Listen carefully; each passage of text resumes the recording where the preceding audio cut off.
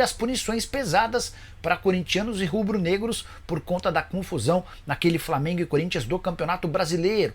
Preciso te contar também sobre uma declaração polêmica de Diego Aguirre, o técnico do Peñarol que eliminou o Flamengo, assegura que o Botafogo é mais time do que o Fla.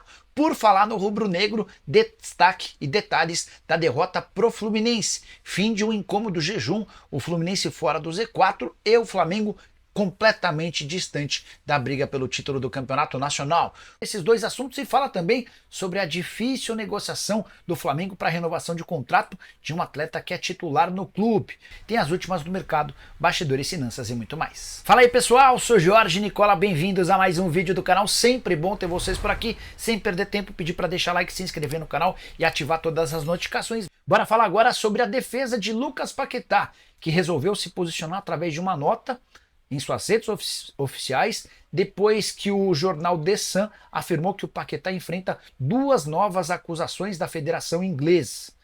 As acusações por conta de possíveis obstruções à investigação que ele tem sido alvo lá da Federação Inglesa. Paquetá escreveu o seguinte, abre aspas, estou frustrado e chateado por ter lido artigos da imprensa enganosos e imprecisos, recentemente publicados na Inglaterra e no Brasil, alegando divulgar informações sobre o meu caso.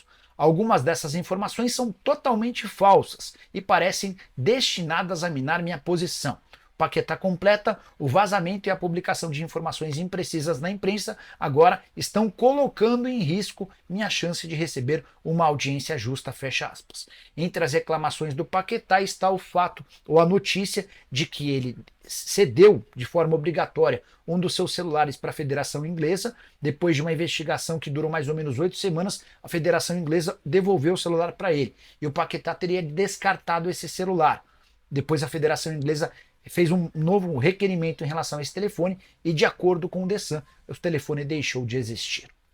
Bora falar agora sobre o Flamengo. Informação importante. Renovação de contrato de Eric Pulgar está emperrada. Volante de 30 anos de idade, titular absoluto do Fla, cujo contrato se encerra em dezembro de 2025. E a pressa é compreensível, todo jogador que entra no último ano de contrato tende a sair do clube ou ter a faca e o queijo na mão para exigir uma compensação financeira bastante grande. Foi pensando nisso que o Flamengo abriu há semanas conversas com o Pulgar e seus representantes para a extensão desse contrato com direito a um aumento salarial. O Pulgar alega que é o jogador titular de meio campo com o menor salário, muito distante do Gerson, do Arrascaeta e também do De La Cruz. E ele gostaria de um vencimento próximo a R$1 milhão por mês. O Flamengo entende que ele merece um aumento, topa fazer esse reajuste, mas não quer pagar esse R$1 milhão e diante do descompasso, essa possibilidade de renovação hoje parece cada vez mais distante, a ponto de Rodolfo Landim, presidente até 31 de dezembro, já cogitar deixar essa renovação para o próximo presidente. Landim ainda pretende fazer uma última investida, se não rolar, vai caber a quem o substituir cuidar dessa renovação do contrato. Quero falar agora sobre Pablo Mari. Não dá para esquecer a excelente passagem dele pelo Flamengo, certo?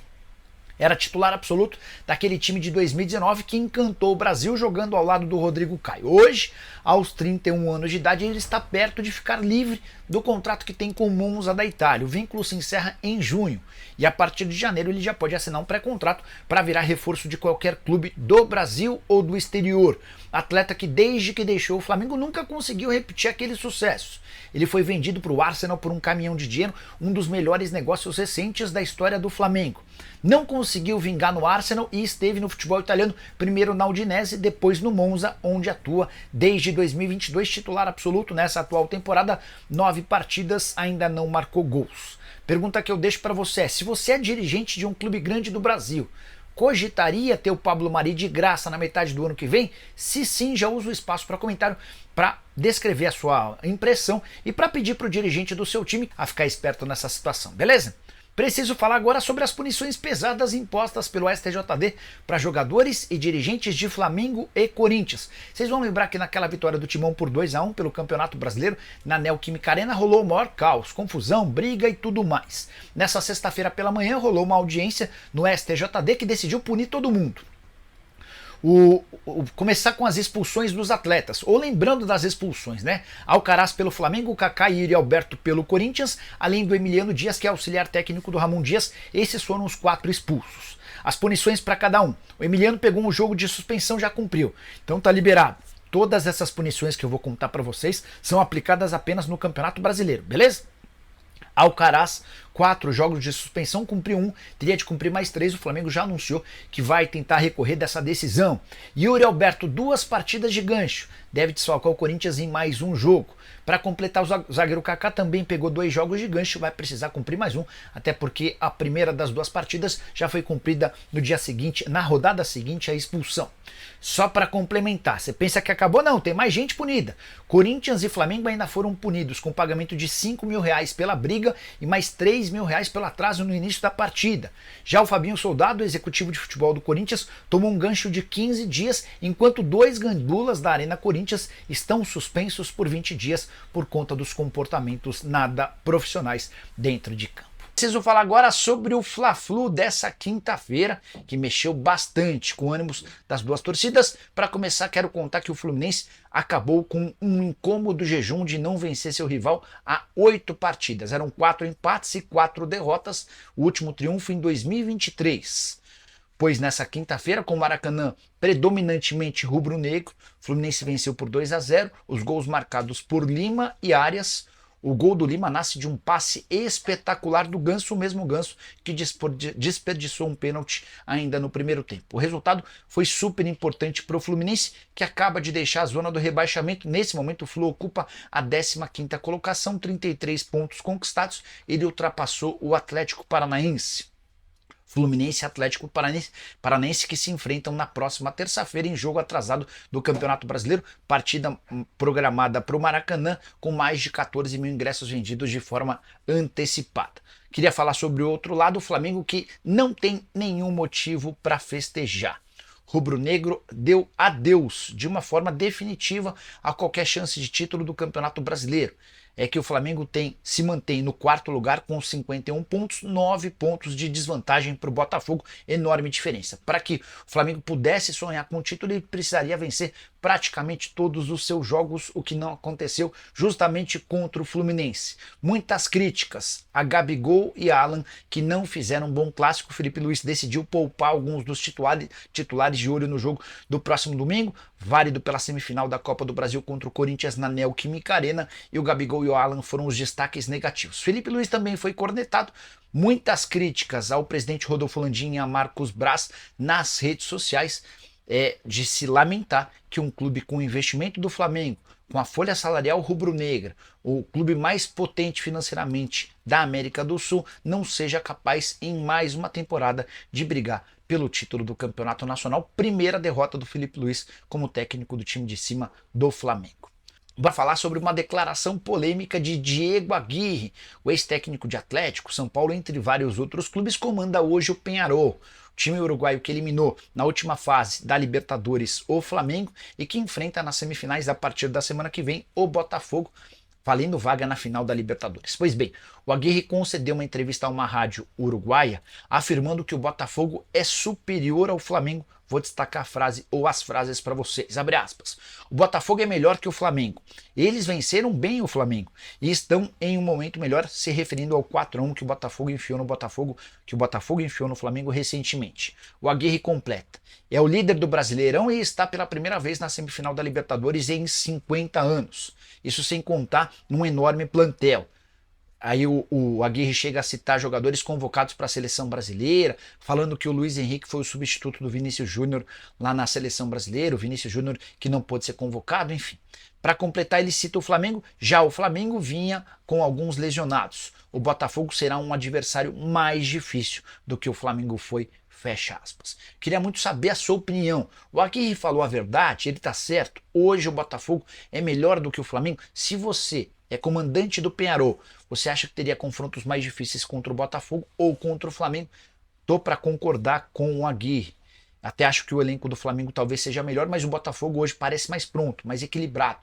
mais concentrado, até com o nível de trabalho do técnico também melhor. Só para lembrar, jogadores do Botafogo se destacaram bastante na última data FIFA. Igor Jesus e Luiz Henrique marcaram gols pela seleção. Thiago Almada chegou a balançar as redes pela Argentina. Punições para Corinthians e Flamengo no STJD. Preciso atualizar também sobre os jogos de semifinal de Copa do Brasil. Você tá ligado que aquele que passar de Vasco e Atlético e Flamengo e Corinthians já tem no mínimo 31 milhões e meio de reais garantidos. Se esse time, esse prêmio é de vice-campeão, se esse time for campeão da Copa do Brasil, o prêmio passa para 73 milhões e meio de reais, e eu nem estou incluindo nessa conta as cifras de bilheteria. Estou falando só do prêmio pago pela CBF aos times que estiverem na grande decisão. Estamos falando de bastante dinheiro. Espera aí. Enfim, números para vocês tirarem as próprias conclusões. Se vocês quiserem participar dizendo se ajudariam ou se ajudarão, fiquem à vontade, tá bom? O Baltazar Lima, o Luiz Carlos Gomes, o Vanderlei Soares. Nicola, você não acha que o STJD foi sujo com o Corinthians? Bora explicar sobre as penas. Vocês lembram daquele Corinthians 2, Flamengo 1 na Neoquímica Arena? Jogo que aconteceu pelo Campeonato Brasileiro recentemente, em setembro. O STJD fez um julgamento hoje, inclusive absolveu o Caio Paulista da expulsão contra o Criciúma. Já em relação a Corinthians e Flamengo, com direito à briga generalizada, na oportunidade 4 foram expulsos: Alcaraz, Yuri Alberto, Kaká e o Emiliano Dias, que é auxiliar técnico do Ramon Dias. Hoje saíram as punições. Emiliano Dias, 1 jogo, já cumprido. Alcaraz, 4 jogos, vai ter de cumprir mais 3.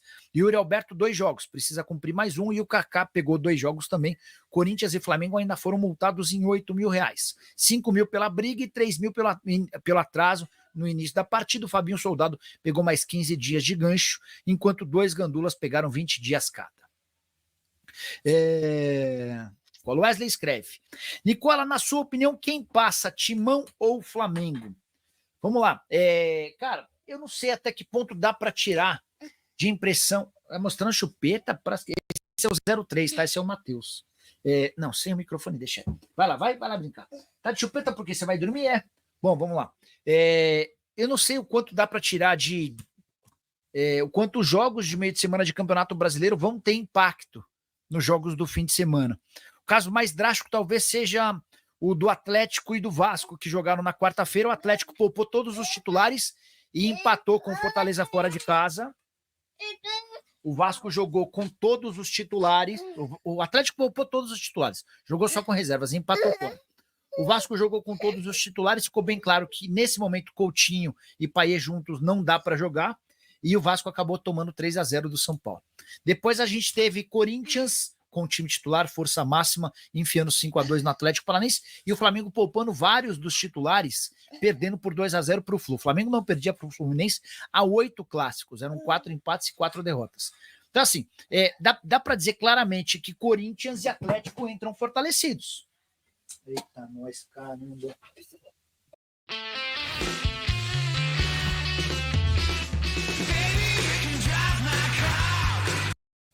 O meu filho tá quebrando meu telefone, mas tá titulares. Ficou bem claro que, nesse momento, Coutinho e Payet juntos não dá para jogar, e o Vasco acabou tomando 3-0 do São Paulo. Depois a gente teve Corinthians com o time titular, força máxima, enfiando 5-2 no Atlético Paranaense, e o Flamengo poupando vários dos titulares, perdendo por 2-0 para o Flu. O Flamengo não perdia para o Fluminense há 8 clássicos, eram 4 empates e 4 derrotas. Então, assim, dá para dizer claramente que Corinthians e Atlético entram fortalecidos. Eita, nós, caramba. O meu filho tá quebrando meu telefone, mas tá tudo certo, tá beleza. O Corinthians e o Atlético entram fortalecidos pelos jogos do meio de semana. Eu não sei o quanto isso causa de impacto para as partidas de fim de semana. Mas só para não ficar em cima do muro, tá? Eu acho que o Atlético passa no sábado e eu acho que o Flamengo passa no domingo. Eu acho que os resultados do primeiro jogo vão ser dos primeiros jogos serão decisivos. Mas não quer dizer nada o meu palpite. Se você deixar o seu, ajuda bastante. A gente pode até fazer uma fezinha em cima desses 2 jogos um pouquinho mais tarde, tá? Humberto Costa, aqui é Humberto Vascão, acha que o Corinthians vai amassar o Flamengo. Cara, eu tô muito preocupado com o Vasco, cara. O Vasco não tem conseguido jogar bem. O jogo contra o São Paulo foi horroroso, um time espaçado. A principal característica do Vasco é a imposição física, é um time muito dedicado. E contra o São Paulo foi uma negação. E aí tem uma outra marca meio preocupante, desde que voltou do exterior, Coutinho já fez 10 jogos e nenhuma vitória do Vasco com o Coutinho, que até vem melhorando de produção, tá? O Emerson Gomes quer saber se o Brasileirão ficou entre Palmeiras e Botafogo. Com certeza, até estava fazendo a conta. O Flamengo, depois da derrota para o Fluminense, passou a ter 1% de chance para o Tristão Garcia, que é um matemático super conhecido no futebol, e 0,87% de chance para o pessoal da Universidade Federal de Minas Gerais. O Jailton Júnior, boa noite, Nicola. Pablo Mari já recebeu sondagens de times do Brasil? Ótima pergunta, me dá a oportunidade de falar sobre mais um tema. Vocês lembram do Pablo Mari, né? Zagueiro que formou ao lado do Rodrigo Caetano uma das melhores duplas em ação no futebol brasileiro nos últimos tempos. Eles ganharam praticamente tudo juntos em 2019. Pablo Mari foi vendido por um caminhão de dinheiro para o Arsenal, um dos melhores negócios que o Flamengo já fez em sua história. Comprou baratinho do Deportivo La Coruña e vendeu por um caminhão de dinheiro. Ele, inclusive, bateu algumas metas depois que renderam mais grana.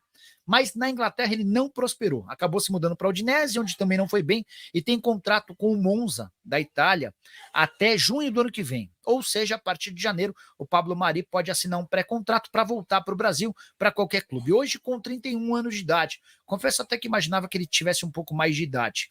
Pablo Mari, que tem 9 partidas na atual temporada, todas como titular. Espanhol, já conhece o futebol brasileiro, poderia ser um nome interessante. Só é importante lembrar que até esse momento não sei de nenhuma sondagem ou negociação. Edson Pinheiro, qual é? Em Campinas o tricolor não perde. Tô invicto no brinco de ouro, alguma chance de o PH de volta em 2025, como joga Ave Maria. Tá se referindo ao Paulo Henrique Ganso. Que até perdeu um pênalti na vitória do Fluminense ontem por 2-0 contra o Flamengo, mas de fato jogou muito, participação direta nos 2 gols do Fluminense. No primeiro ele dá um passe de calcanhar, barra chaleira, numa bola que qualquer um teria dificuldade para dominar, e esse passe é que liga o contra-ataque do Fluminense, né? Jogador muito diferente, mas que tá super ambientado no Fluminense. Tem muita gente cravando que ele vai pro Santos, muita gente em Santos. Não tô vendo nenhuma possibilidade disso acontecer, até porque para perder ele, o Fluminense certamente vai exigir alguma compensação financeira. Enfim, não tô botando fé nessa história não, tá? Nicola, pede pro Arão voltar pro Flamengo. Pulgar e Alan são 2 pés de rato. Deixa eu falar sobre esses 2 casos, Paulo. Primeiro, o Alan, contratado por 43 milhões de reais, tá? Completamente fora dos planos para o próximo ano, e ele já pediu para ser negociado. O difícil é imaginar que algum clube brasileiro pague tudo isso por alguém que não consegue jogar. Então a questão será que o Flamengo topa emprestar? Para que time ele emprestaria? Mas o Alan é alguém que está com os dias contados no Flamengo. Sobre quem é o outro que você citou? Davi Teran, sobre o Pulgar. O Pulgar tem o oposto. O Pulgar é titular absoluto, peça importante, tem contrato até dezembro de 25. E o Flamengo tenta há semanas, há meses, renovar o contrato do Pulgar. O Pulgar bate na tecla de que ele tem o menor salário entre os titulares do meio-campo do Flamengo. Isso é uma verdade. E ele pede R$1 milhão por mês. O Flamengo alega que não dá para pagar R$1 milhão por um volante. E eles tentam chegar a um acordo, mas o Landim já está cogitando a possibilidade de deixar essa negociação para um próximo presidente, tá? Nem sei se seria um grande problema. Acho que há muita diferença entre você deixar a renovação do contrato de um jovem para o último ano ou de um veterano. E conta também o clube onde ele está. Não sei se o Pulgar toparia sair do Flamengo para outro clube brasileiro, se ele conseguiria algo, um clube mais competitivo, brigando por títulos, enfim. O Cleverton Ferreira diz que é Flamengo, mas prefere o Botafogo. Quem se meteu nessa polêmica foi o Diego Aguirre, ex-técnico do Galo, do São Paulo, do Internacional. O Aguirre, vocês sabem, é técnico do Peñarol, né? Time que eliminou o Flamengo da Libertadores. E o Aguirre deu uma entrevista a uma rádio uruguaia, às vésperas desse jogo contra o Botafogo, marcado para a semana que vem, afirmando que o Botafogo é melhor do que o Flamengo, que o Botafogo está mais pronto, está mais preparado. Aí citou o Luiz Henrique na seleção, aí ele até fala, em tom de brincadeira, que a seleção brasileira tem muitos jogadores sendo revelados, né? O Brasil não pode convocar o Vinícius Júnior e tem o Luiz Henrique, isso sem falar em vários outros atletas. O Flamengo está totalmente focado nas semifinais da Copa do Brasil, mas, como sempre, a diretoria não perde tempo quando o assunto é mercado da bola.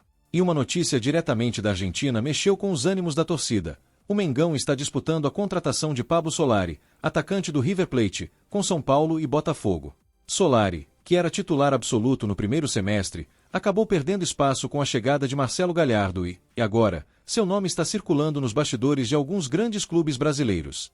Segundo o portal El Craque Deportivo, o Flamengo já fez contato para avaliar a possibilidade de trazer o jogador, seja por empréstimo ou até mesmo em uma compra definitiva. Com o atacante perdendo espaço no River, seu staff já começou a buscar alternativas no mercado. E, é claro, o Mengão entrou na jogada. Mas não estamos sozinhos nessa disputa. Botafogo e São Paulo também têm interesse no jogador. O Flamengo já havia demonstrado interesse em Solari em outras oportunidades, especialmente quando ele ainda defendia as cores do Colo-Colo.